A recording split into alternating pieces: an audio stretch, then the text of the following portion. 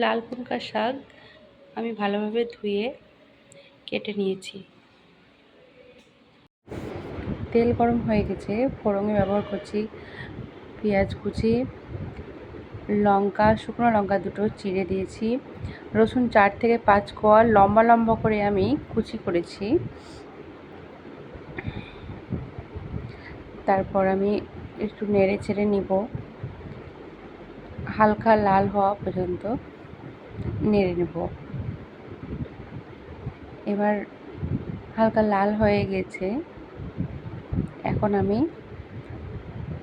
শাক দিয়ে দিব। শাক দিয়ে দেওয়া হয়ে গেলে এবার আমি স্বাদ অনুযায়ী লবণ অ্যাড করব।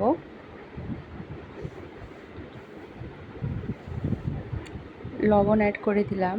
এবার আমি খুব ভালোভাবে নেড়ে নেব, ওপর নিচে করে খুব ভালোভাবে নেড়ে নেওয়ার পর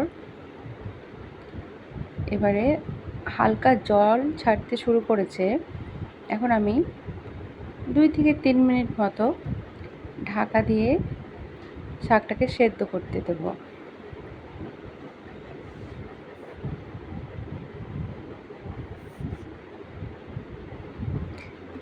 3 মিনিট মতো হয়ে গেছে, ঢাকা তুলে নিয়েছি। শাকটাকে একটু ভালোভাবে নেড়ে নেব। এবারে আমি অল্প পরিমাণে চিনি অ্যাড করব।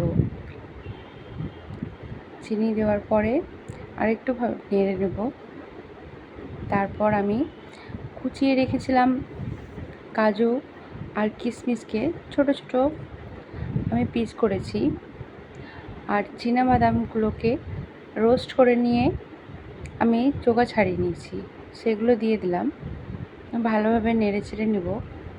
আমার শাক হয়ে এসেছে, 2 মিনিট মতন আমি নেড়ে চেড়ে নেব। তারপর আমি শাকগুলো নামিয়ে নেব। আমার শাক রান্না রেডি হয়ে গেছে। অসাধারণ স্বাদের এই শাক একবার ট্রাই করে দেখবেন।